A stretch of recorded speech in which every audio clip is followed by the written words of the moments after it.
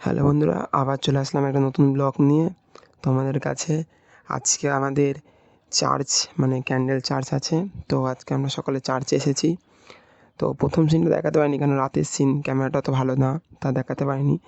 প্রথম থেকেই চার্চ থেকে দেখানো হচ্ছে। তো এখন তোমরা দেখতেই পাচ্ছ সামনে এখন কাঠ এক জায়গায় করে আগুন ধরানো হয়েছে। এটা হচ্ছে একটা আমাদের নিয়ম আছে, এখানে কাঠ আগুন ধরিয়ে একটা মশাল জ্বালাতে হবে প্রথমে। তারপর এই হাতে মোমবাতি দেখতে পাচ্ছ সামনে, পরে দেখতে পারবা ওই মোমবাতিকে ধরাতে হবে।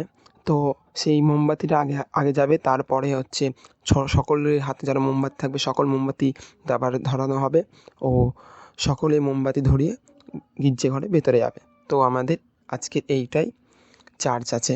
তো দেখতেই পাচ্ছি আজকে আমরা এখানে এই ওখানটায় ওটা লিভে গেছিলো একটু, তা ওটা ক্যামেরাটা বন্ধ করেছিলাম, আবার ধরানো হলো কেরোসিন তেল দিয়ে। তাছাড়া তো এমনি ধরাতে অনেক টাইম লাগবে, তা কেরোসিন তেল দিয়ে ধরানো হচ্ছে।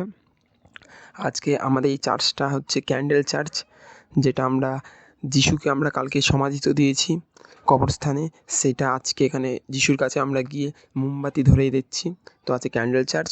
ও এই সাথে একই সাথেই আমাদের ফাদার বা পুরোহিত মশাই তিনি আজকের দিনকেই হ্যাপি ইস্টার অথবা ইস্টার সানডেও একই সাথে করে দেয়।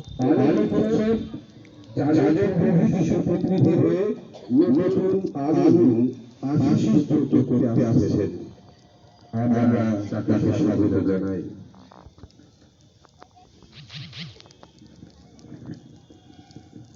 পিতা, পুত্র ও পবিত্র আত্মার নামে। পিতা ঈশ্বরের প্রেম ও করুণা, প্রভু যিশুর অনুগ্রহ ও পবিত্র আত্মার নিত্য সহায়তা তোমাদের অন্তরে বিরাজ করুন। আপনার অন্তরে বিরাজ করুন। প্রিয় জনেরা, আজকের এই পূর্ণতম রজনীতে আমাদের প্রভু যীশু খ্রিস্ট মৃত্যু থেকে মহাজীবনে উত্তীর্ণ হয়েছিলেন। তাই আজ খ্রিস্ট মণ্ডলী সারা পৃথিবীতে ছড়িয়ে থাকা তার সন্তানদের আহ্বান জানাচ্ছে, তারা যেন সকলেই সমবেত হয়ে এই পূর্ণতম রজনী ধ্যান প্রার্থনায় যাপন করেন। তাই ভক্তির সঙ্গে প্রভুর বাণী শুনে মন্দিরের সংস্কারের অনুষ্ঠানের অংশগ্রহণ করে আজ আমরা তার মহান বিস্তারের কথা স্মরণ করব।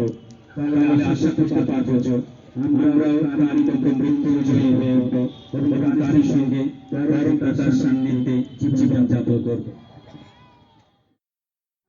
দেখতেই পাচ্ছেন বন্ধুরা, আমাদের যে পুরোহিত মশাই আছে বা ফাদার, তিনি হচ্ছে যে বড় মোমের কথা আমি বললাম, সেই বড় মোমটার এখন একটা বিন্দু বিন্দু চিহ্নিত করে দিচ্ছে। কেন আমাদের ওখানে যে যিশুর ক্রুশ আঁকানো আছে, ওখানে যিশুর ক্রুশে বিন্দুতে চিহ্নিত করে দিচ্ছে তিনি আদি অনন্ত ও জীবিত আছেন। তো এই জন্য তিনি যেন চিহ্নিত করে দিচ্ছে। তো আমরা সকলে দেখতেই পাচ্ছি।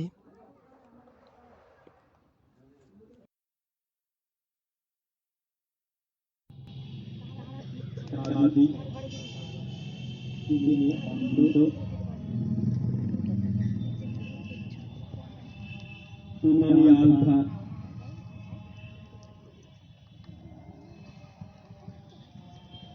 তুমি ওমেগা,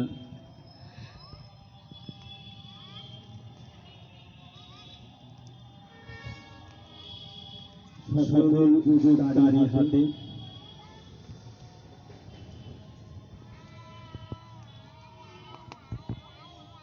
তারি হাতে সকল কাল,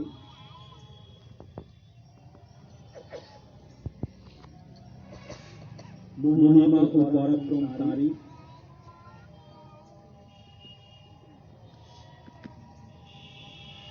যুগে যুগান্তরে আমেন।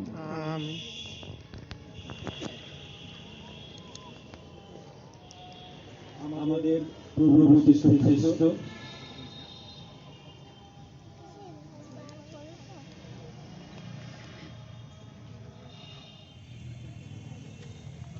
এবার বন্ধুরা আমরা দেখতেই পাচ্ছি পুরোহিত হচ্ছে মানে পুরোহিতের কাছে একটা আগুন দ্বীপ নিয়ে যাওয়া হয়েছে, মোমবাতির আগুন। কারণ ওই যে বড় মোমবাতি সেটা এখন ধরাতে হবে, তো সেই কারণে পুরোহিতের কাছে এই ছোটো একটা মোমবাতি নিয়ে যাওয়া হয়েছে। পুরোহিত এখন পত্রপাত করে বা বাইবেল পাঠ করে বড় মোমবাতিটাকে ধরিয়ে দেবে, আমরা দেখতেই পাচ্ছি। তারপরে এবার চার্চের ভিতরে ঢোকা হবে। এবার দেখতেই পাচ্ছেন বন্ধুরা, আমাদের পুরোহিত সেই মোমবাতি নিয়ে হাতে করে এখন চার্চের ভেতরে যাচ্ছে, মানে গির্জার ভেতরে যাচ্ছে।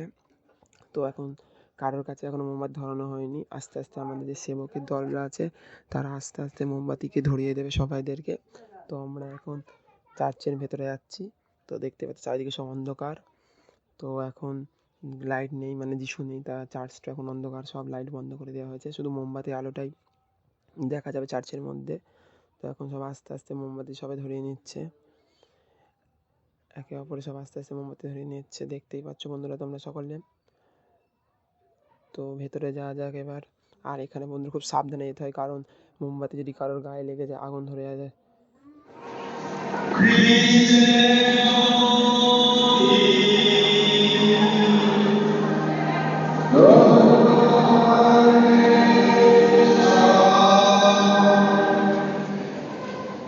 এবার সেবকের কাছে মোমবাতি জ্বালিয়ে দেবেন। আপনাদের জায়গায়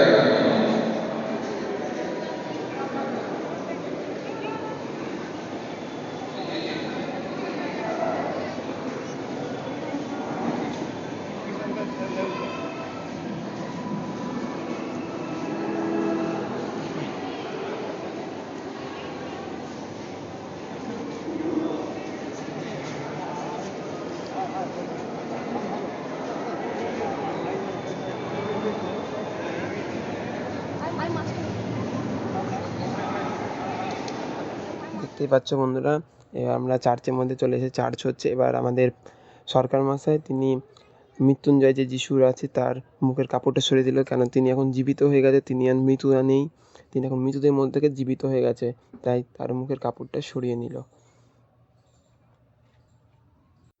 তো বন্ধুরা আজকে আমি মুখ বেশি দেখাতে পারিনি, তো কিছু মনে করবেন না। যদি ভালো লাগে লাইক করে কমেন্ট করে দিও। আর আজকের ভিডিও এখানেই শেষ করছি আমি। দেখতে পাচ্ছ চারিদিকে সব মোমবাতি ধরে আছে। তো চার্চ এখানে আমি হচ্ছে, কিন্তু ভিডিওটা আমি আর করতে পারবো না। ওকে, বাই বাই।